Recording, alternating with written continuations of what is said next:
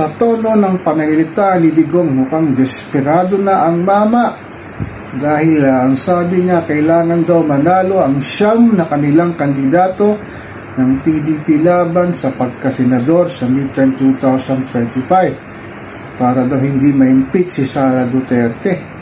Kaya ang nakakalungkot lang, siyam lang ang yung kandidato, hindi mo nga mabuo ang 12 sa naglalabas ang survey ngayon ay si Bongo lang ang nakikitang maaring manalo sa iyong senatorial lineup habang papalapit nga ang mga kampanyan sa iba't ibang lugar, maari pang mawala itong si Bongo sa sinasabing pagiging senador sa darating na halalan. Talagang mukhang ang politika sa ating mahal na inang bayan ay weather lang Meron kayong 6 na taon na umuupo sa iyong nagdaang pag-upo bilang presidente ng ating mahal na inang bayan, at pagkatapos ito naging senador pa ang iyong mga tauhan na si Bato de la Rosa at si Bongo. Ngayon naman nagnanais muling makabalik sa Senado, pero ang taong bayan yata ay mukhang malabo na sila'y manalo.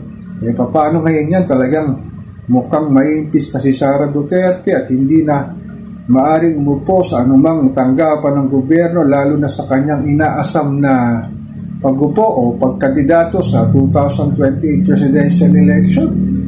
Talagang ang ating politika sa ating mahal na inang bayan talagang masalimuot Hindi natin alam na kung saan ito patungo. Lalo na ngayon talagang marami ng mga mulat na netizen at mga kababayan nating maralitang Pilipino na sinasabing no to Duterte senatorial balls para sa midterm Senate election. Ano nga ba ang mangyayari pag ganito ang sitwasyon? Talagang nakakalungkot lang na sinasabi na napakalakas ni Dudong Duterte itong mga nagdaang taon, pero ngayon talaga unti-unti nang ang kanyang bangka ay lumulubog.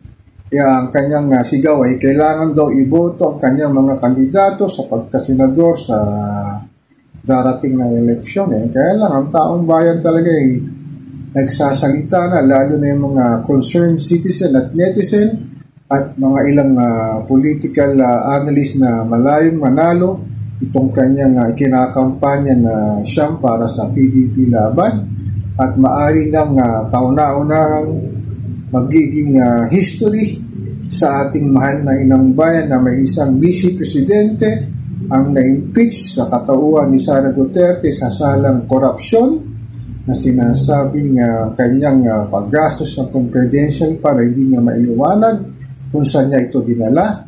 Sinasabi rin usapin ng grave check laban kay PBBM, kay Lisa Araneta Marcos at kay Speaker Martin Romualdez, at sinasabing sangkot din ito sa mga extrajudicial killings nung naupo itong mayor ng Davao City. Paano kanilang gagawin talagang sa sinasabing kampanyahan talaga nakikita ng taong bayan, lalo na si Juan Pasampus na talagang malalaglag itong mga senatorial balls ni Digong Duterte. So ako po si Papa Ken, patuloy po akong magmamatsyag dito sa kaganapan, dito sa ating buhay, sa ating mahal na inang bayan.